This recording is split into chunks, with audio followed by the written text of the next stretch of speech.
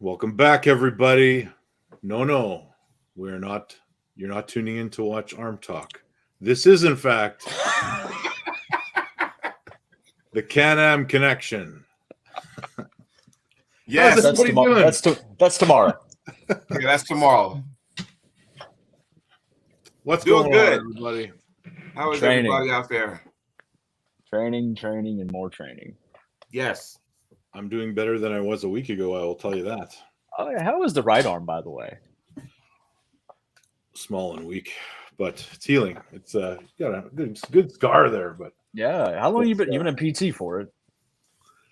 hey, You've been in PT for it, or? no. I never lost range of motion. So at all. That's huge. That's huge. So I never had to go do any physio.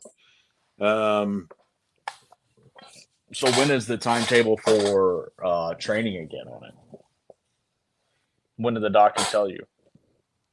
He said a couple of months. I got to follow up in about 6 weeks, but That's not far. Yeah, for about 6 weeks from now. It'll just be weak. It'll just be starting with light weights, and I had my appendix surgery a week ago, so I actually started training again today, this morning. So back to the left arm stuff, and yeah. Today is an RPE of 7 day for me. So your program is so complicated, I would fail at it for sure. What's so complicated about it? It's just there's so many variations and different things. Like when I train with Engen, I love Engen. He sent me a program. We did the whole thing, but the volume was so high. Like I needed 3 hours a day. Yeah, I'm about 2 hours on one arm on mine. Yeah. And I'm a firm believer that, God, you can get out of the gym a whole lot quicker than that. Yeah, like I was talking to Luke Polsher about this same exact topic yesterday, and how 99% of North American pullers do not train properly. Right. Probably. And like learning that from, the European pullers, and, I have Europeans I had obviously a European puller as my coach. For me, like it has taken me to a whole nother level by doing it properly. And yeah, we got some other guy joining us. Oh, Cameron. What's up? What up, man? What? Yeah, I saw you with Paul Italia last night. Yeah. Paul the Italian. Yeah. That guy. Okay. Well, what do you guys want to talk about? Anything going on last weekend? There was a watch party. There's a few of them. I saw Jody sitting way too close to the television set. Yeah, I know. It was like a kid watching his favorite cartoon. Hey, I tell you what, that first match, I was on the couch, and I was at my buddy's house, and, we had our table and stuff there, and we were watching. A lot of food was consumed and stuff, and a lot of beer and stuff was consumed, and since we didn't have money on the matches, we all had to pick somebody to win. If you lost, you had to take a shot. That's the rule, right? So after match one, it was like, oh, shit. So I'd actually just fuck everybody else. I'm going to sit in front of this fucking TV. So that's what I was. So 11 minutes, Jody. 11 minutes. Is that what he's got to wait before he says that word? Yep. Oh, well, we're at 4. It doesn't seem to have an impact, though. Like, Did anybody happen to see El Cesar's post and his picture after the match? No. I saw his arm. Was it? I have a feeling, looking at the picture and stuff like that he tore his UCL. Oh. If I had to guess. You know what I thought when I was watching that match? I thought, if this is how the refereeing is going to go for the rest of the day, there's going to be an uproar at the end of this event. So that match in particular. Let me ask you three a question. Why do you think there's so many injuries these days? Overtraining? What? Possibly. I think it's styles. People pulling poorly and properly. You have a lot of young guys coming in that, I mean, I'm not trying to be like, oh, Devon's causing these, but like if they're following the Devon Larratt routine and training like Devon and pulling like Devon, well, they're not Devon. So, But you're not seeing like a specific injury. Like, remember when everyone was doing the King's move because Devon was doing the King's move? You didn't see like, or did you, a huge uptick in torn biceps? no. I think a lot of it just comes down to people not pulling properly, being with teams that are inexperienced, not learning, what is it? Learning to do something properly initially, and you'll have good form the rest of the time. I think that comes down to a lot of it too. Yeah. I mean, I understand. We go on these big stages and stuff, and you want to at the opportune time, you want to make sure I got to be ready. I got to more weight because your opponent might be super strong, and you want to be able to try to match that as much as possible. And I think sometimes you can get a little too caught up into that, and then you're not listening to your body, right? I think people don't realize how much sleep actually benefits you either in recovery. Yeah. Well, no wonder I'm getting my ass kicked. Well, I want to start off by saying what our scores were out of 14. I did terrible. Can you go through that thing again so I can make sure? So I was reffing provincials, and I put my phone on the scores table, and I made sure I down reffed a lot so I could watch the whole thing. But I need to know who actually won some of these so I can get a correct score. Well, El Cesar lost 3-0. So Golmanov, Chikadze. I'm just reading the winners. Oniami, Andreev, Yep. Sagov. Who's Andreev? Sasho. Oh no, pardon me. I got this wrong. Zurkashvili, sorry, won that. Yeah, Irakli won that, dominated that one. Yeah.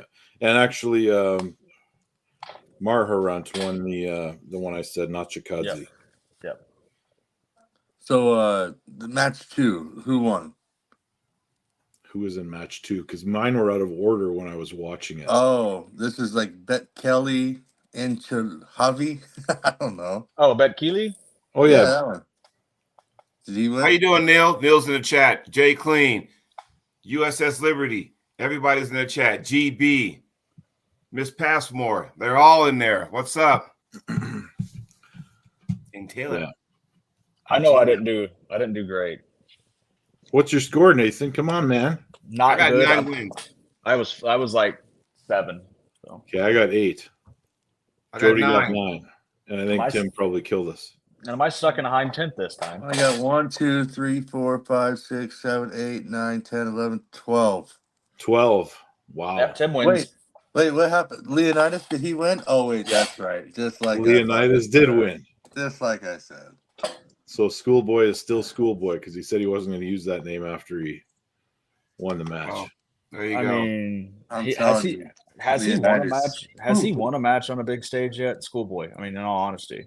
I mean, Russian Nationals is a pretty big stage. Yeah, I was gonna say. Yeah. I mean, like, yes, but I'm okay. Pay-per-view. Has he won a match on a pay-per-view? I guess is the question. He was on the first King of the Table and lost to fucking what's his face? Larry Wheels? No. Right. Khaled.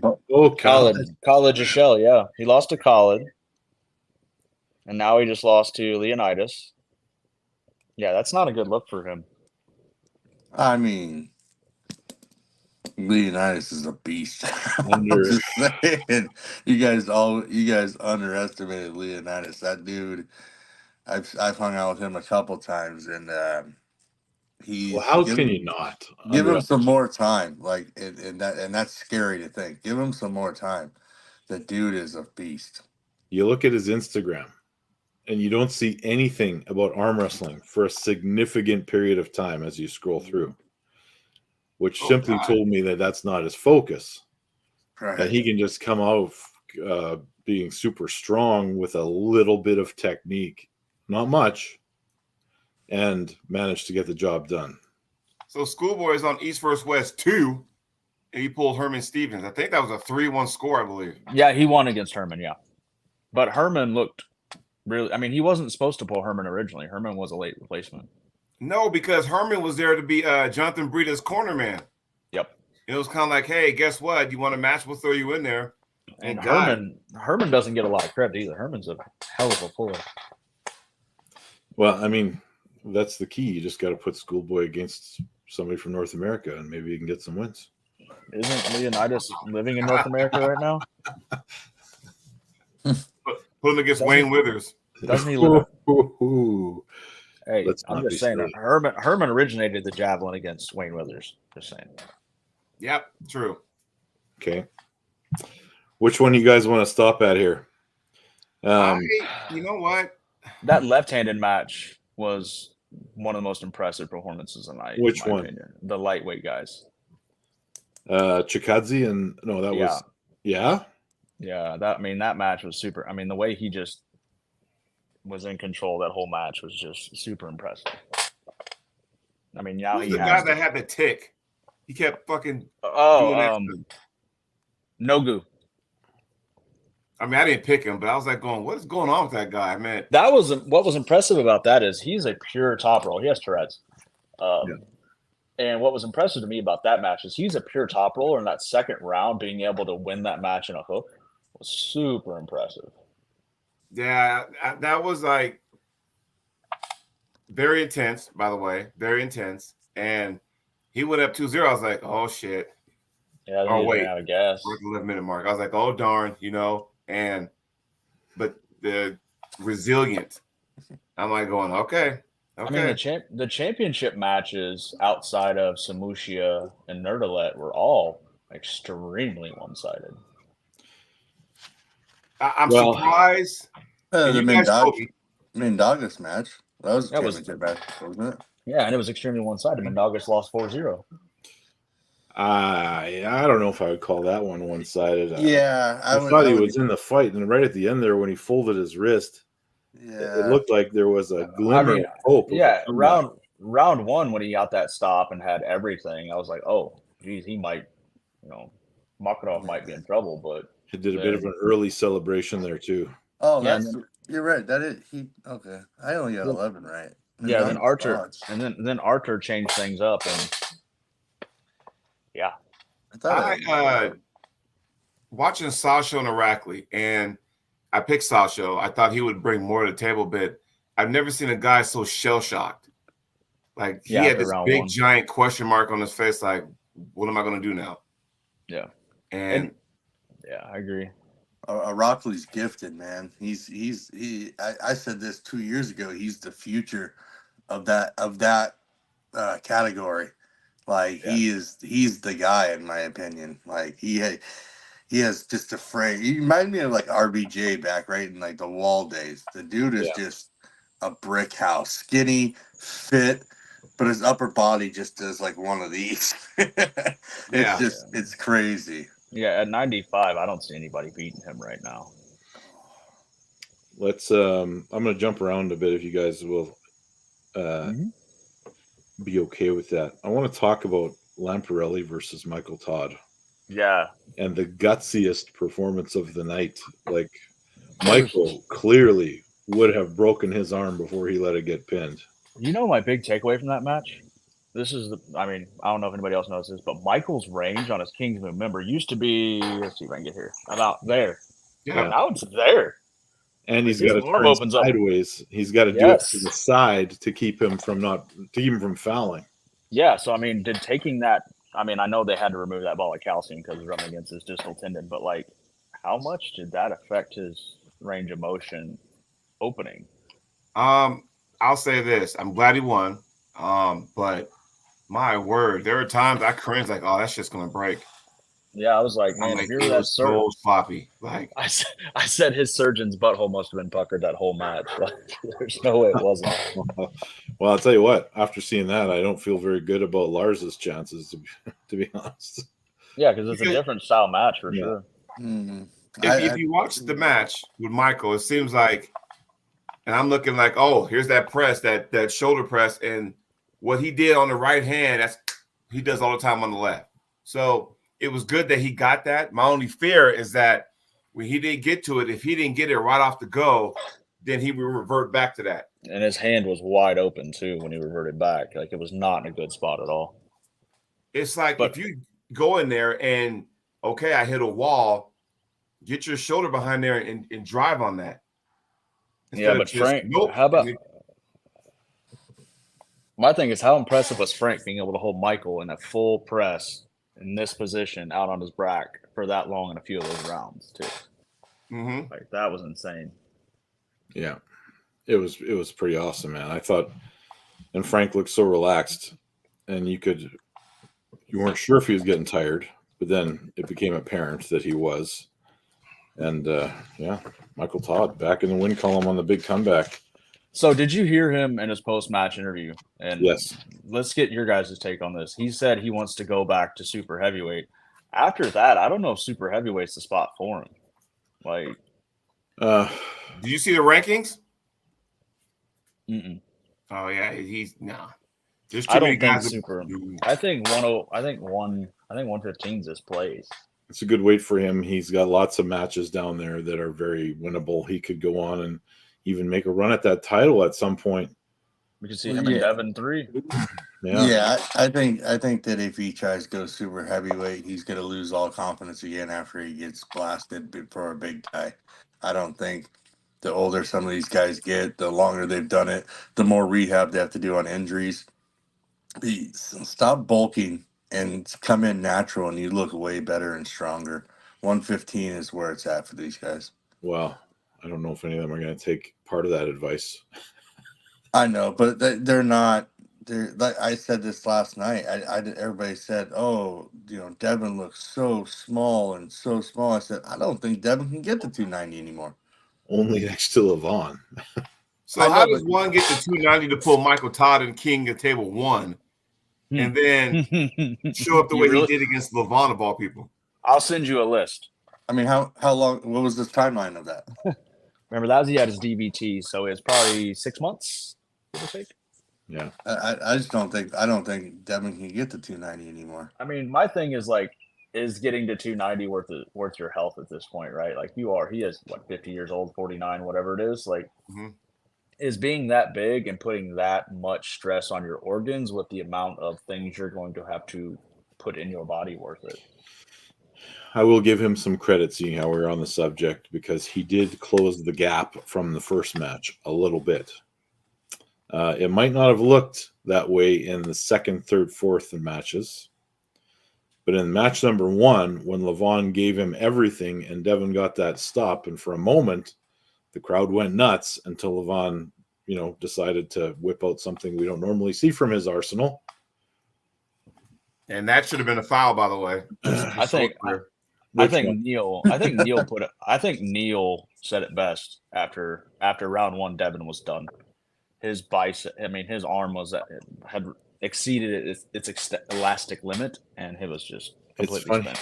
It's funny how we argue that Devon's got some of the best endurance in the sport, but Levon somehow drained that very, very quickly. Okay, so here's the thing. Remember, I think Nathan was talking about this, where because everybody before this match, everyone tried to watch. Hey, this is what Hermes did against Levon and oxygen mask, and at that point, Levon wasn't even training. I think he was doing a movie or something like that over there, and he wasn't really training for that. He was doing that kind of stuff, and then it's kind of came off the couch. Okay, fine, let's go. And then it was like, all right, now prior to this match that happened last weekend, Levon was training.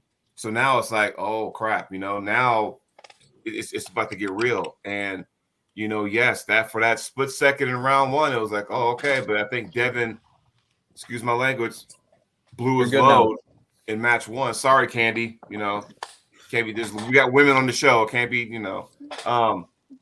pretty much pull his eggs in one basket, and that was pretty much it. And Levon was kind of like, all right, what Levon does. It's like going, wow.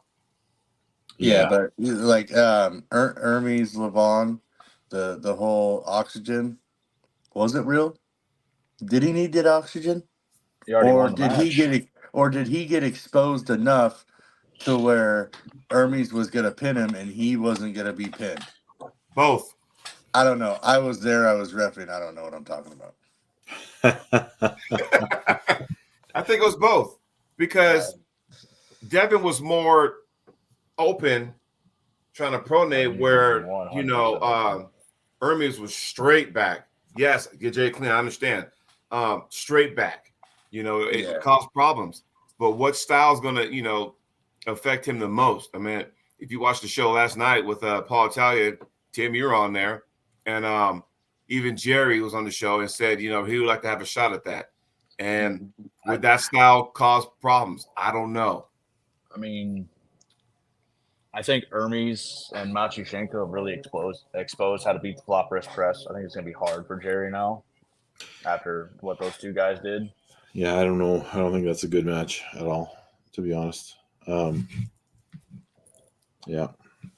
Yeah, I mean, we have we have Jerry gonna pull Vitali, and like I said last night, I mean that was kind of what I wanted to see is him versus Vitali. I kind of want to see Krdecha go against the winner of Hermes and Dennis, and then the winners of those go against each other. I agree. Because I agree with you, Tim, because I don't put much stock in Alex Krdecha's win against Georgie Svetkov. No. Because Georgie was extremely compromised, had an infection in his leg, couldn't walk. I mean, sick. So do we really know? Pulled the week before Nationals. I mean, the list can go on. Yeah, There's a lot of dumb decisions there. On antibiotics, and everybody knows what antibiotics do to you. They just sap everything out of you. So, I mean, do we really know where Alex is at right now? No. I mean, it was the biggest I've ever seen Alex in my life. Yes. I mean, that was the biggest Alex I've seen. I think he was very well prepared. But I agree. But the last time Alex pulled Dave killed him 6-0. Mm-hmm. Alex beat Hermes because, we all know Hermes struggles with a long arm top roller, and that's what Alex is. Mm-hmm. So, I mean, it's just at this point, it's like a 4-man battleground, like you said, Tim. Well, Alex is prepared, but he never showed us, unfortunately, with Georgie being injured, we don't have any gauge of where he's at against a guy that's completely healthy. Yeah. It's kind of like the same thing with Georgie and Morozov. Morozov was just on death's doorstep, and then Georgie beat him easy. So everybody's like, "Oh, Georgie's the man." And then, just off of what you just said, I said this a long time ago, 2 years ago, that if Morozov gets to 315 pounds, he's beating Levon. He's the guy to do it. He's the guy to do it. I don't know if he's that guy, though. I mean, I think he can be that guy. He's only like 26 years old. Yeah, but he's already had issues. Yeah. 15 years. Yeah. 15 years of, What about Vitali, though? I mean, Vitali apparently now is, quote unquote, full time. Like, he's no longer driving truck or worrying about his business as much. He's just solely focused on. We're at the 23-minute mark, so I'm free to just go ahead and start cussing. So, this is what I'm going to say. I say, fuck it. Have an 8-man round robin with those supers. The winner gets Levon either in December or January. No, I think Tim hit the nail on the head. You have Vitali and Jerry. Winner of that faces the winner of Hermes and Dennis, and the winner of that match then pulls Levon December or something of this year, November, December. So you think Alex just needs to work his way up the ladder then? That way, I think it's a good. A good gauge. Because there's so many supers that get lost in the fray. Like, when is Corey West going to pull next? Corey West is lighter right now. Yeah, he's like. Here's the problem with the round robin. Left-handed too. Yeah, you got all these guys. You got all these guys that could potentially go up against Levon, but you're going to narrow it down to one, and then what do you do? Yeah, exactly. I mean, it'd be his own teammate Gennady. Well, we don't know where Gennady's going to be at. Here's the thing, though: we don't know where Gennady's at because Gennady's coming back from a torn bicep as well. They won't let them pull. Hey, from the chat, ZB says, "Will Devon give up supers now?" In his post-match interview, he seemed to indicate that he would be going down to the lighter class. His video yesterday, he said the same thing. He put out like a 20-minute video saying that 115s is home now, basically. Yeah. He's not going to stay in the super heavyweights and settle for second. He's not going to do it. He's not a second-place guy. If he knows that he can't be in first, he's not going to stay there. There's no point for him to stay there.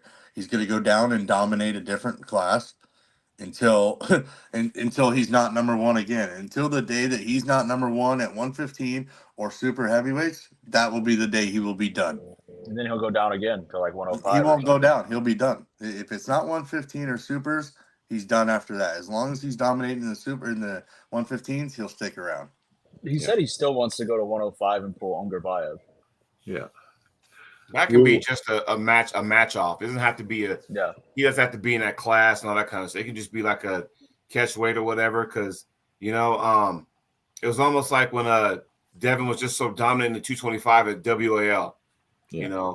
Where Todd Hutchins was so dominant in the 195 at WAL, and then once we went to Supermatch format, get the fuck out because you're just wiping everybody off the map.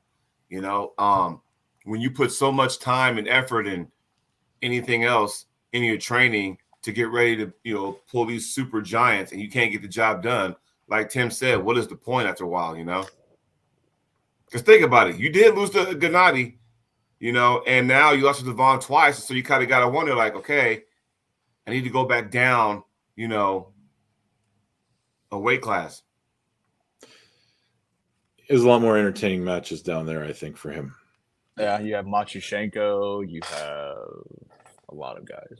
And everybody thinks that he'll just destroy Matyushenko, and that's actually a very intriguing match to me.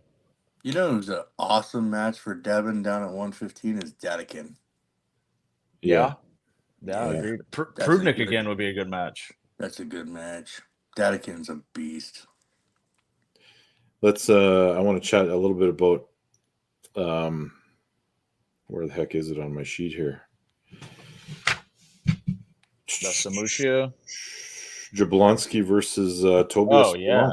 Yeah. Like we thought that would be a blowout, and it was not a blowout. Yeah. That was great match. The quickness of Tobias, and I was like, here we go. Like, there was a lot of confusion throughout not just this match, but the whole card. Even in the main event, with the red lights being on or off, or the scores being wrong on the screen. Mm-hmm. Oh, you're talking about the fouls? Where they light them up? And then the numbers were off. Yeah. And I could have sworn there should have been some matches that won on fouls that weren't called that way.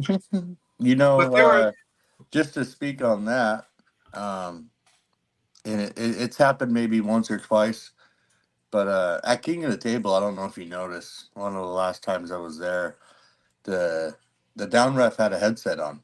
Did you notice that? Yeah, I know. So I kind of created that because I was the down ref, and I was able to tell the people in the back that there's a running foul or there's a foul. So when you have that, there's so much going on stage. If you have that down ref with their mic on, you're never going to have a mess up on what's actually live and what's not, because people are talking. I'm able to talk to my head ref because I can't scream at them with all the yelling and screaming and joy that's going on. But when you're talking like that, the match will run smoother. You're going to have live updates and no miscommunication. So you're saying like King East versus West should have like a tournament head ref, one that kind of stands in the background. No. I'm saying that would work too. You know what I mean? Yeah, but then you have three guys trying to make a call rather than two. I think that if they just had their headsets on, then they can talk to each other, and then whatever they're talking about, the back guys can hear it, and they can put, that's a foul. Like, what really happened? Was it a match? Like, there's a lot of times where people think the match is over. The match is not over. So old school Zloty days, like they did in Zloty. We saw that, like Ryan was saying, like you got the dots, and if they're turning red as a foul, but there are times where it's like, oh, match is over, and it's like going, well, wait, are they redoing it? What was the call? It's almost like no one made a call. It's like, the Samushia match and Nerdalet match was like the prime example of that, because there was a lot of confusion during that match. What a match that was! Never count out the champ. I told you that. We'll just let Tim talk. Let's let Tim talk shit to us the whole time, because he's the winner and he can. He's the only one that knew what he was talking about this time around. Yeah, I did. I never get this shit right, so I'm gonna enjoy this. This thing right here. I brought it with me to Canada to provincials. I was circling it. I'm gonna frame this damn thing. I would love to see I would love to see them just run that match back instantly. Nerdalet. You want to see how I put names down? Oh, okay. Yeah, I can make out some of those. Yeah, maybe some of them. Maybe some of them. I mean, because who does Samusha pull next at 95? I mean, really? Or is it 95? Yeah. No, 85. Sorry, 85. 85. Because that was, I mean, an absolute screamer the whole time. So Yeah, that's I know who I'd love to see him pull. Well, I would love to see Todd Hutchins go to 85 and do it. I think it would be awesome. Or can even Todd if they get to 187? even if they had a catch weight at 90, I think would be awesome. yeah. I Yeah. agree. Can you get down to there though, like Nathan said? Can he I get to don't know. I mean, I think 187's light. I don't think he ever cuts though. He bulks up for matches, so like, I don't really know what his true walking around weight is. Well, It's for a north of while- 187, that's for sure. Well, yeah, but I mean, not But I'm going to say 205. 205, yeah. 208. That's not shit. Hmm. I mean, it would have to be worth it for him, right? And If monetarily it makes sense, yeah. Why not? someone from the higher class is going to have to take him out. It's going to be who's going to be able to go down and do it. I mean, You know, if he ran that match back, Adam Rosinski walks around 208, 210. He's making that 87 class right now, and so I know Todd Hutchins can do it. do you think Warzinski beats Samusha? Hell no. And I don't know. Adam's one of my good friends, He and I could. tell him I mean, I'll he's tell him got that. the potential to get to that match. he would have to walk around lighter. He can't go in there and cut that much weight. Yeah, I was going to say we saw El Cesar try to do that, and that was just like a real bad showing for him, unfortunately. I think Adam Rosinski kills El Cesar, so let's be honest there. I think that either A, he would need an extra day to weigh in. So he would have to weigh in on like a Thursday to make it happen, to make it closer, because you can't cut that much weight and pull an elite guy like that. You know who would be great to go down to 85, and I bet could do it, be Sasho. I'll bet you Sasho could get down to 85, and that could be a match. Yeah. I'm sure Ingen's got all kinds of ideas floating around in his genius mind. I'm just saying, though, if Ingen tomorrow came out and said, we're running Nerdalette and we're running that match back, I don't think anybody would be disappointed in it. I don't want to see it again that soon. I want to see those. I hate the immediate rematch. I'm just saying, hypothetically, I mean, it would still be a great match. Because what if it goes the other way? What if it's that close and it goes the other way? Then we get it a third time. I want to see a break in between. What if you say, bulk up and don't cut, and then have Prokopchik do it? Prokopchik wants Archer wants to pull Prokopchik next. Yeah. That's what he was talking about. He said he's never pulled him in a super match format. I don't think he's ever pulled him at all. So yeah, I mean we haven't seen him in a minute. Since he lost to Mendigus. Yeah. Yep. Yeah. The one that got me on this card was when my boy Saunders lost. I've talked to Saunders and Giannis since that match. What a judgment call mistake that cost him the match. Well, I was talking to Giannis, and they said that Saunders felt something after round one. That's why he stayed outside. Okay, but when he went in, that was the key to victory. That was, and he did it too late. Yeah. I think I've seen a lot of shoulders over center line on that match. I don't know. We don't worry about those. That whole day. A couple things. The big thing I take away from that match is that was Saunders' first time at 105. So if I talked to him. I think he said he's going to go back to 110 for Worlds, obviously, but he goes back to 105 and figures that weight out. He's a real problem for a lot of people at 105. What is 105 again? 231. Yeah. Ooh. Damn, that's how much I weigh. Shit. Yeah. And Saunders is a huge human being. He's what, probably 6'4", Tim? Yeah. At least. Yeah. 6'4". Super wide shoulders. Maybe 6'5". Yeah, he's a big guy. He's a big guy. So I guess, yeah, fuck, I don't know. There's so many things that are going to come in the pipeline the rest of this year. Like, I mean, I think a lot hinges off King of the Table June 1st. Yep.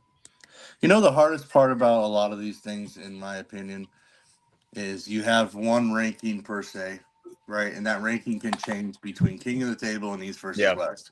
The problem is the rule sets are different. Mm-hmm. And everything else. So how can you, I was saying this last time with Jerry, and I said, hey, Jerry, my personal opinion, I'd love to see you pull LeVon as well in the future. At King of the Table. No, East versus West. He gets murdered at King of the Table. You think so? On running fouls and all that, you're able to. I think at King of the Table or at East versus West, I think LeVon fouls out. I don't think he has that much. If you've seen him go against Hermes, he was able to get that running foul and come back on, and then end up like burning Hermes out, right? And I don't know. I don't think King of the Table is a good fit for him. I think a lot's going to depend on how Jerry looks against Vitali. Whenever that match is. I think that's June. I think that's Jerry's. It's slated for July 6th right now in East versus West, which is a dumbass date to bring Americans over. Yeah. Yeah, right after the 4th. Yeah. Well, you're gonna miss the 4th. You got to be there. I mean, our 4th is their 5th. Yeah. But not only that, I think they're gonna move that match to America in Orlando. I think Jerry wins that all day long, man. I think Jerry's got that match in the bag. I'll predict it right now. I'm not counting out Vitali if he's quote unquote full time now. I think that is a tailor-made stylistic match for Jerry Carteret to win. I don't disagree, but I still don't think you can count out Vitali. Well, you can't count him out. I mean, he's obviously got a chance. He's super elite, but it's, man, I just don't forget the analytics of it. So, before the Hermes Jerry match, and we're thinking, oh, Jerry might fucking do this shit. And then it was the car wreck or whatever, and late to something with Uber was late, and it was just there was always all this bullshit going on to where his mind wasn't there. And now that this thing comes to the States, then it's like, all right, then you got to put in perspective, what about those guys coming to our mainland, whatever flights they may get all fucked up and all that kind of stuff, it's a two-way street. So here's how I looked at the Jerry Hermes match. I honestly didn't think Jerry had a chance from the start when they announced the match. And here's why. Because Hermes and his team are geniuses. Like, look when he went to pull Michael Todd for the first time. They made a Todd pipe. They made a pipe that mimics the King's move. That way he could work on transitioning from a top roll to a press. That's why I thought Jerry had zero chance no matter where that match. I don't care if that match took place at Jerry's house. I don't think Jerry had a chance. Fair. A lot of these, when these guys come over here, you got to understand too, they can come over here 2 weeks early. They don't have jobs. Yeah. They don't have jobs like us and shit like that. So I don't think coming over here is going to be a big factor because they're going to come over here a week and a half in advance. They're going to take their time, acclimate, get their food right. They're going to be put up very well from England, and they're going to be catered. Another thing to remember is that those guys, generally speaking, are way younger than the North American guys they're facing. I mean, Vitali's what, 30? 31? They seem to recover a whole lot easier from the long travel and all that stuff. Yeah. I mean, because Vitali's what, very young in his 30s, right? Very early 30s. And the one match, I want to hear you guys' thoughts on this, because the one match I kept going back to because they've been trying to plan it for almost 10 years is Matt Mask versus Michael Todd. Is there any appetite to see that after Michael beat Frank? And Frank beat Matt? Yeah. I asked Michael about that a year ago, and he thought it's like I took a swing at him. Really? His response, like he thought at the time, why do I want to sit there and do that? He thought it'd be for him, it'd be going backwards at the time. Wasn't Mike planning something? No, I might be wrong. But I heard Mike was planning like a 4-man at his next Monster Factory Like, so 4 people, I think it was Chancellor, Corey West, and 2 other people, maybe Pablo and one other person I can't remember, but they were going to pull in like a 4-man round robin type thing, a 4-man tournament, and the winner got to pull Michael. So I did hear something like that So before. as soon as they get tired, they pull Michael. So Michael wins. no. That No. makes So sense. they were going to pull Michael at his next event. I just wouldn't put it past it. That would No, make I know. sense. Hey, I But- think Matt. I don't care if Matt loses 5 times to somebody. I still want to see him pulling for a 6th time, just because of how he pulls and who he is. And I think that a lot of Matt's matches, I think if you run that back a week later, could be a different outcome. I don't think This is true. that you could ever count Matt out of a lot of things, and especially now.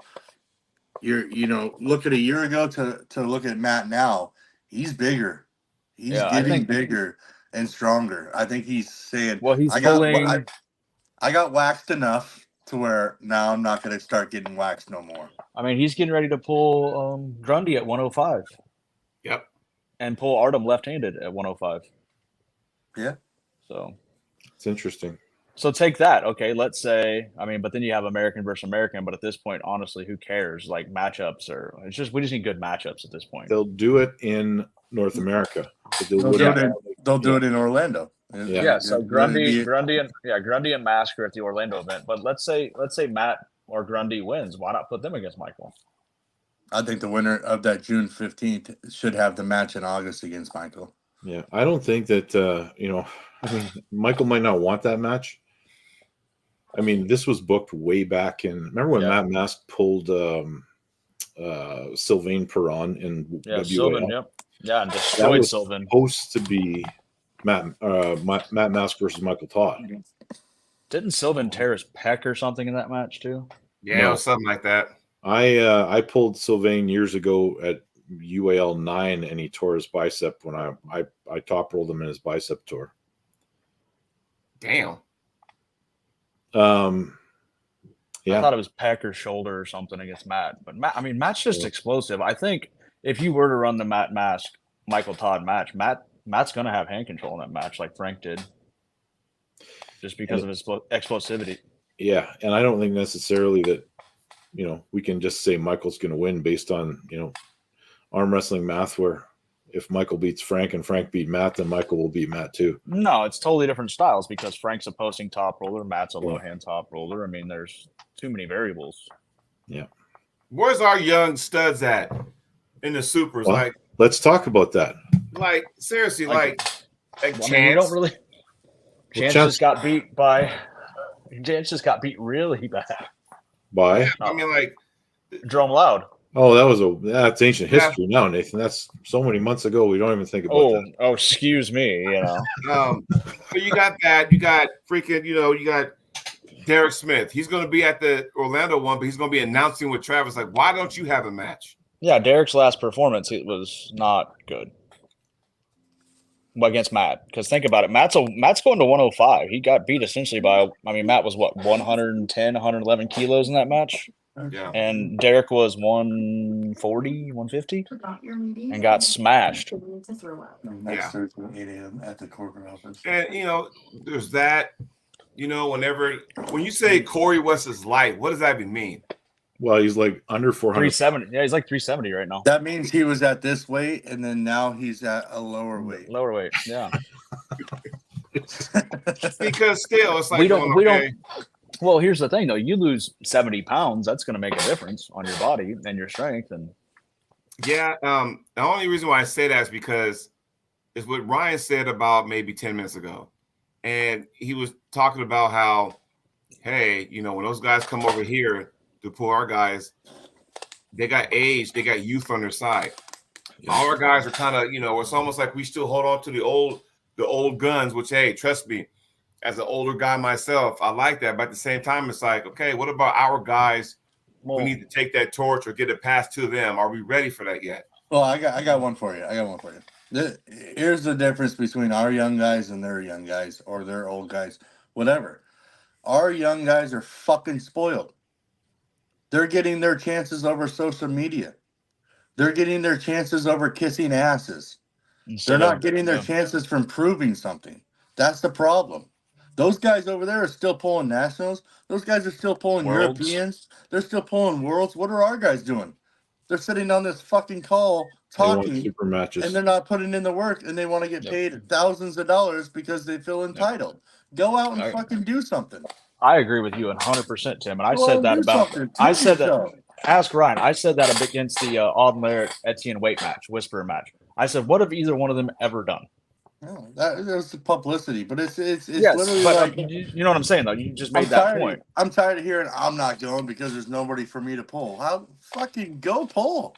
Who gives a shit? It's not like you can't find a national championship in the United States. There's one every second week. Whoa, whoa, I whoa. mean, It's like like go You know, do like- something though. like Stop here's feeling a so great example. entitled. Like I was talking to because Arizona State's coming up June 1st, and Anthony Lowe's coming out with me, Danny Gillian, trying to get Robbie Burnett to come out. Fuck, And- that should be a national. We were talking the other day at practice how any of us could get a terrible draw in that match, in that tournament, and go 2-0 because of the level of competition that is going to be at that event. Like, if you want to test your moxie, you have to go places. You can't just, like Tim said, sit on your thumb and expect everything to be handed to you. I mean, Well, it could Robbie be a and perfect Anthony example. need to be at that big. I wish they would go to the East versus West finals. They can't. They didn't qualify. Oh, just tell them to go and pay their $100. No, this time apparently, if you didn't go to a qualifier, you can't pull. But it's the perfect example when you said, like, okay, well, where's all of our top guys in North America? I'm not saying this because it's my event. I'm just saying, look at the people internationally that are coming just to pull a normal tournament Mhm. in the United States. Oh, But Tim, you have won't you pull in your own announced? country. You know all the Latvians coming, right, Tim? Huh? You know which Latvians are coming, right? Giannis told you. I would hope so. All of them? Yeah. No, not all of them, but there's going to be 3 really good ones, and I like. Oh man. Yeah, there's 2 Have coming fun. that haven't been here before. Yep. Oh, really? Well, the flyer's up. Is Norman still pulling? Go ahead. No, you haven't Nathan. put. Yep. Oh, so we have. The flyer's up. So I was chatting with Giannis, and he informed me that Tom Rositz will be pulling the 90 kilo class, the 198 class, and Raymond Antonovich Yeah. will be pulling the 100 kilo Nice. or 220 class. So 198ers and 220s, get ready for a fucking day. Is all I can say. Yeah. Hey, you know what, guys? It's almost 10 minutes left here before we jump off, but I want to talk about the high five a little bit Oh yeah. because we got some big stuff going on. There's that match that just got added, Mega Mike and Wayne Withers. That's an interesting match. I think Mike could struggle mightily in this match. Well, Mike does not have a chance top rolling Wayne. No, not at all. Wayne healthy enough? Wayne is apparently healthy. Okay. So we know what Wayne's going to do, We and know Mike that. has to somehow stop that from happening. Well, here's the thing: like the match for Mike, the match needs to be in the strap, but Wayne loves to be in the strap. So Mike has a very good lane to win that match. he does if he can get it. Same way with like BJ. Yeah. BJ has a lane against Mind against Dulskis if he can get it. He can get We'll it. talk about that tomorrow on my show. Yeah, he Well, can. yeah, he those can- guys are jumping on with you. What's that? Ooh, here's an interesting question. GB, does Mega Mike beat Pork Chop? Don't know. Well, Right or left-handed? Right or Well- left-handed is the question. about that match, I tried making that match over in Ireland at Arizona State, and Porkchop really wanted that match because he thinks it's one of the better matches he'll have. They're one and the same. I think Mega Mike is a little more versatile, but Agreed. not as strong. My question is, did you try making that match right or left-handed, Tim? Right. Okay. Even 'Cause I think- left-handed. Pork Chop's going to run away with it left-handed, I think. Yeah. I was gonna say, I think Porky's a better puller, stronger puller, left-handed. I don't know about that. I would say he's probably on par. Like he's one of those guys that's pretty Yeah. even on both arms. One thing we do know though is Pork Chop is not on what's his name's level from Arm Guns, Oh, the Bulgarian. Oh, gee, yeah, Yeah. Bulgarian. Jesus. Yeah, that wasn't even close. that was hard to watch. Yeah, that was nasty. You know what? I hope mean, I hope you my know. boy Mario goes in there and just sweeps the fine wine, but we'll see. That's a tough day too. That's gonna be fun, man. I love it. He's coming down in weight. He's doing good. His weight's on par. He'll be in I was Arizona supposed too, to. right? I was supposed to be there to corner him for that match, but You're not coming? I'm heading over to England to a Neil pickup event. So Okay, well, I'm going to be at the high five. yeah, I'll be training, getting ready for Arizona State. Jody, anything you want to say about Knuckles Up 3? I will be. How about hold on. How about this? Hold on, guys. One thing we have before we go to that, we have that ladies round robin coming up too in the end of May, which definitely is going to be huge for May 17th. So What do we have? the women's round robin, the lightweight and the heavyweight women's round robin coming up too. That's May 17th. May Yeah, 17th, Tennessee. Yeah. Okay, that's after Knuckles Up 3. Yeah. Yeah, Knuckles Up 3 is 11. You know, hold on. What match am I really looking forward to for Knuckles Up? We have Jason Merlot.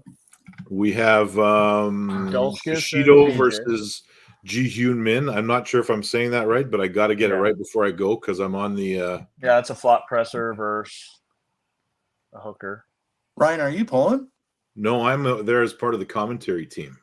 Oh, all right. Yeah, we have Merlot. I want to see you in a tuxedo. I plan to just have one painted on me and show up that way. BJ Fakakis versus Mendigus Dulskis. That would be interesting. Yeah. A Tom Holland versus Beck Sung Yul. That match, that one is interesting because that's the flop wrist presser versus Tom, who is just pure hook. So I think it's a bad day for Beck. Oh my god! And then we got Camille versus Myrtla. Like that's a good. Is that right-handed? That's right-handed. Yeah, Rob. Yeah, that could be an interesting match because Myrtla is very strong. And has he pulled a lot lately? Like I'm doing some research on these guys. I haven't got to that. The last match Myrtla had that I can recall was in Oklahoma last year at the Arnold qualifier against Robbie. And how did that go? Robbie held him center of the table with no hand, went to transition. Myrtla got the better of him. Okay, so I know how strong Robbie is. Yep. Can Myrtla, correct me if I'm wrong, does he pull in many super matches or is he primarily a tournament puller? Tournament. So that's what could make the difference here. I'm not sure. And I know I'm not going to give you any predictions because I'm commentating. So that could be an interesting match. It depends on if Myrtla is fast enough to stop that press, and I don't know if he is. And aggressive in the setup. Yeah, very aggressive in the setup. Yeah. Whew. Myrtla has a win on a young Levon. He does. Myrtla's got some wins on a lot of really awesome pullers.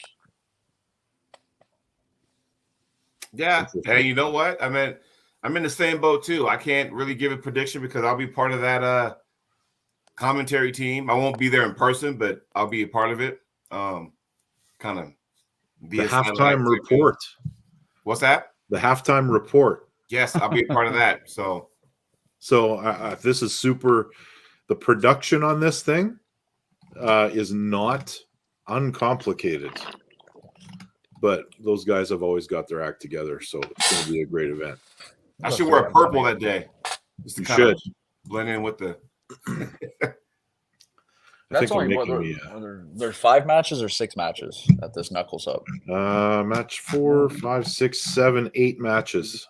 What are they again? So I'm going through a whole. We've got Danielle Evenson versus Nadia Wilczynski. Am I saying that right? Yeah, she's out of Poland, ain't she? Yeah, Danielle's strong. But my thing is, she's pulling that, and then she's pulling that round robin. That could be rough for her. Yeah. So she'll be all right. And then she's coming to Arizona State.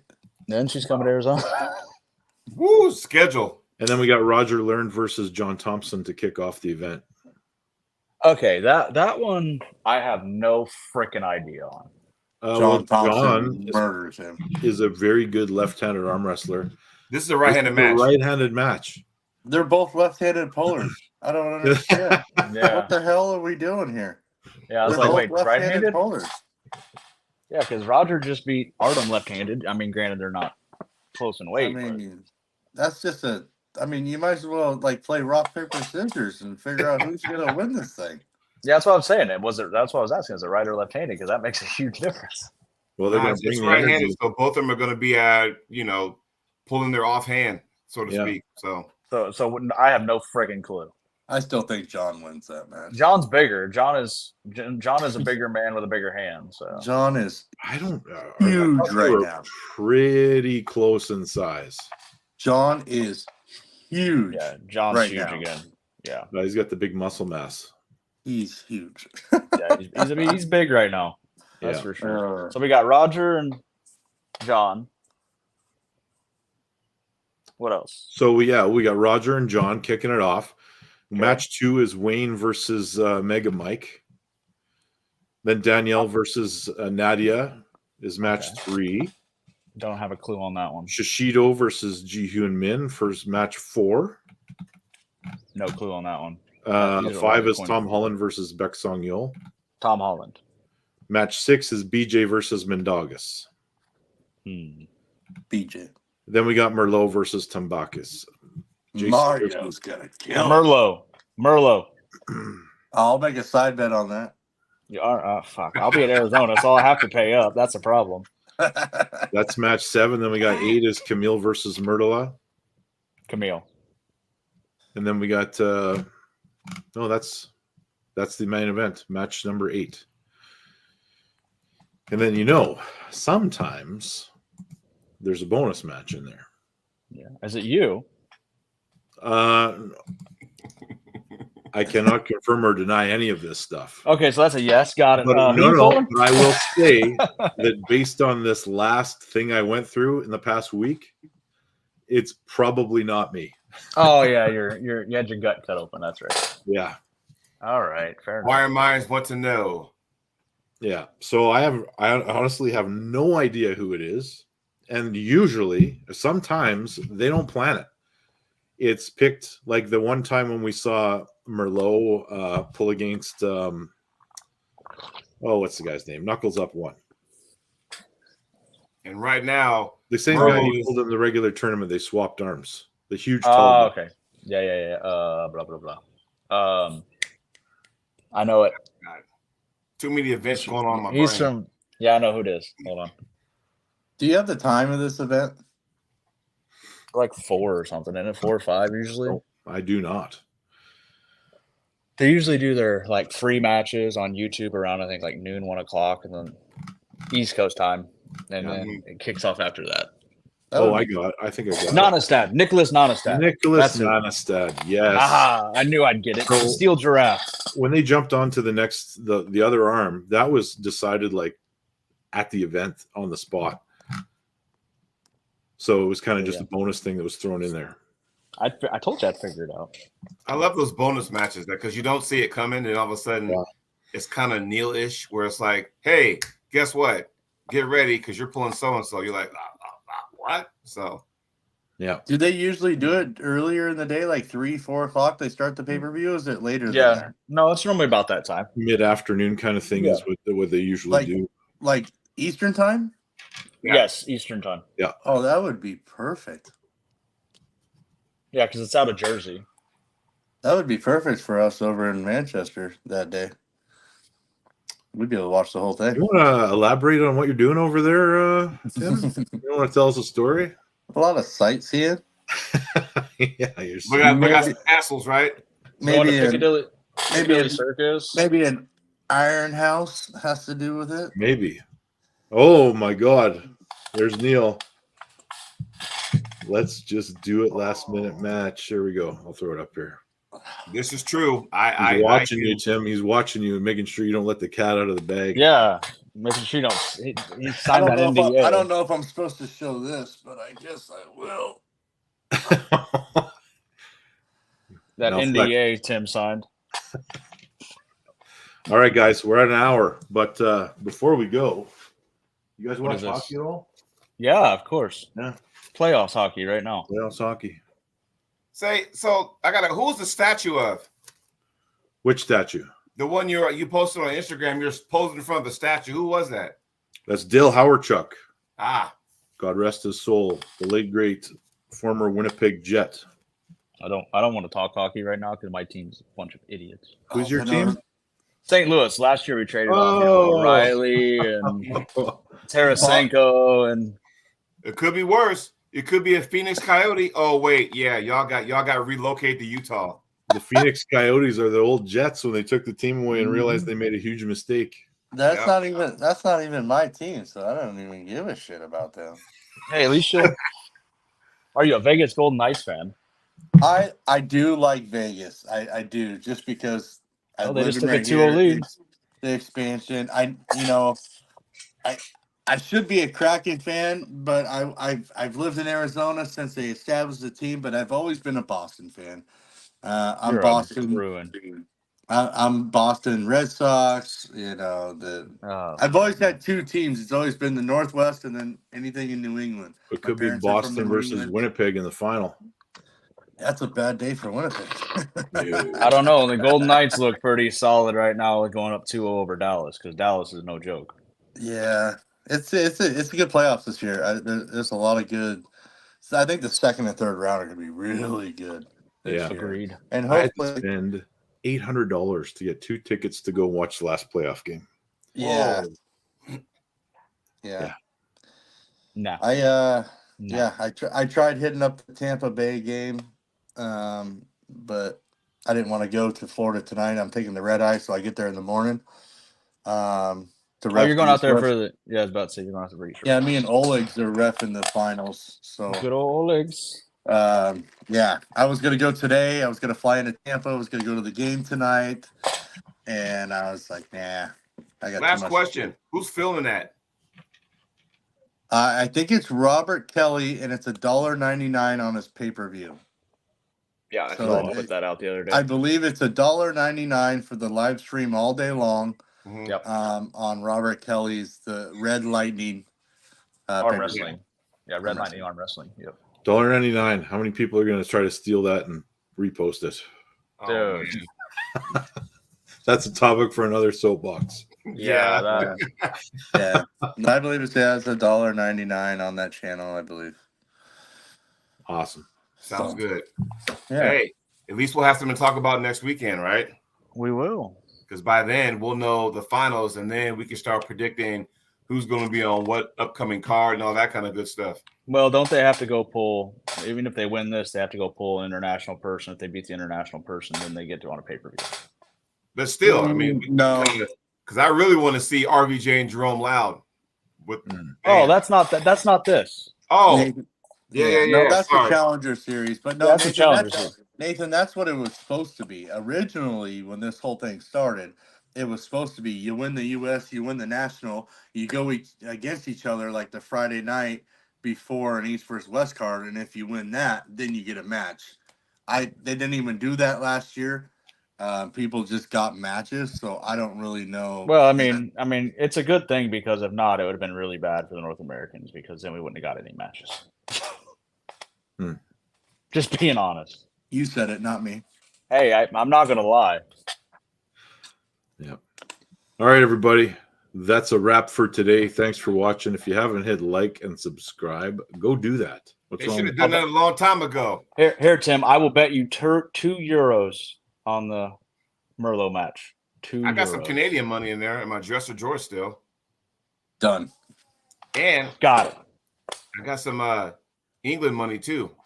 I got a bunch of that. Yeah. I look like an international terrorist with all the money I got in my drawer. €2. This is the one that picked up Frank Lamparelli over Michael Todd. Now we're for sure flagged. Hey, it's so much different money. I tried changing it in euros in Canada, and they looked at me all funny. I was like, "Sorry, wrong bag." Yeah. All right, everybody. We'll see y'all next week. Take care, everybody.